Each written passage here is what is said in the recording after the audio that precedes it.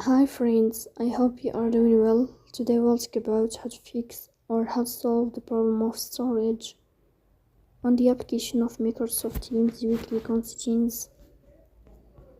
Here you will go to apps, default apps, app settings. In this page, you will search about the application of Microsoft Teams and you will click in this page. Then we click on first stop and you will click OK. Here you will enter to storage. Then we click on clear cache. Here you will turn off your Wi-Fi and you will turn on your Wi-Fi again to fix that problem.